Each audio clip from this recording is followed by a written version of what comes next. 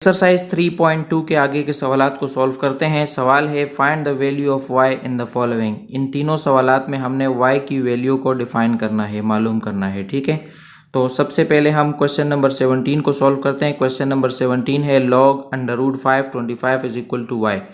इसको हल करने के लिए सबसे पहले हमें इसको एक्सपोनेंशियल फॉर्म में लिखना पड़ेगा। ठीक है,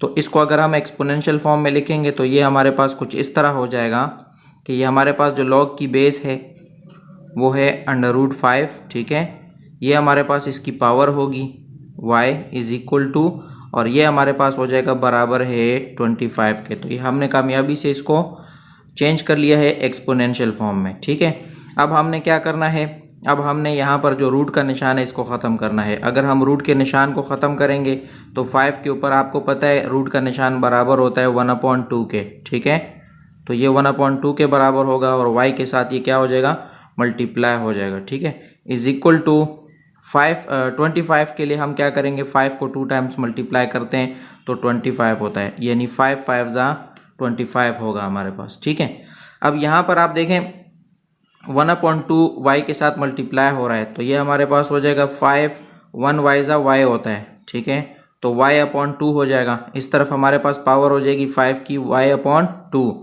और इस तरफ हमारे पास 5 की पावर है 2। यहाँ पर देखिए 5 और 5 दोनों सेम है, यानी बेस हमारे पास सेम है। तो ऐसी सूरत में जब बेस सेम होते हैं तो हमारे पास जो पावर ऑफ लेफ्ट हैंड होती है वो बराबर होती है पावर ऑफ राइट हैंड के। ठीक है, तो हमारे पास क्या होगी, हम लिखेंगे power of left hand is equal to power of right hand, यानी हमारे पास हो जाएगा y/2 इज इक्वल टू 2 के बराबर। तो हमने मालूम करनी है y की वैल्यू। y की वैल्यू को मालूम करने के लिए ज़रूरी है कि यहाँ से हम 2 को हटा दें। यहाँ पर 2 डिवाइड है, अगर यहाँ से इसको हम हटाएंगे तो यहाँ पे मल्टीप्लाई हो जाएगा। ठीक है, तो y इज इक्वल टू 2 × 2 हो जाएगा।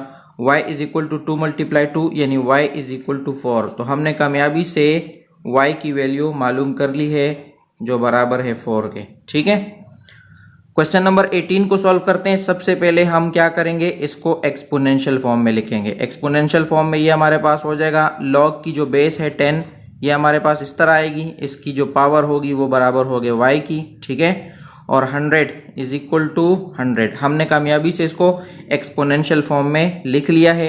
अब हम क्या करेंगे, 100 हमारे पास जो है ये बराबर होता है 10 × 10 के, यानी अगर हम 10 को 2 टाइम्स मल्टीप्लाई करें तो 100 आता है हमारे पास।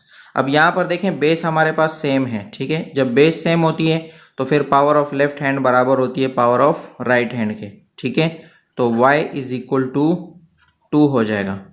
ये हमारे पास y की वैल्यू मालूम हो गई। ठीक है, यहाँ पर क्वेश्चन नंबर 19 को सॉल्व करते हैं। क्वेश्चन नंबर 19 को सॉल्व करने के लिए सबसे पहले हम इसको भी एक्सपोनेंशियल फॉर्म में लिखेंगे। तो हमारे पास log की जो बेस है 55, इसको हम यहाँ पर लिखेंगे। ये हमारे पास इसकी पावर होगी। ठीक है, और 55 जो बड़ा लिखा हुआ है यहाँ पर ये इज इक्वल के दूसरी साइड पे चला जाएगा। तो ये हमारे पास एक्सपोनेंशियल फॉर्म में हमने लिख लिया है। ठीक है, अब यहाँ पर देखें 55 यहाँ पर भी है, यहाँ पर भी है, यानी बेसिस हमारे पास दोनों क्या है, सेम है। यहाँ पर 55 के ऊपर पावर है y और यहाँ पर 55 के पावर कुछ नहीं है। जब कुछ नहीं होती तो बराबर होती है 1 के, यानी इसकी पावर, किसी भी चीज़ की पावर 1 होती है तो फिर उसको हम लिखते नहीं है, इसलिए यहाँ पर लिखी हुई नहीं है। ठीक है, तो y यानी power of left hand is equal to power of right hand के हिसाब से y बराबर होगा किस चीज़ के, 1 के बराबर होगा। और ऐसा सिर्फ उस सूरत में होता है जब दोनों साइड पे बेस सेम होते हैं तो फिर हम लेफ्ट हैंड की जो पावर है उसको राइट हैंड की पावर के बराबर करार दे देते हैं।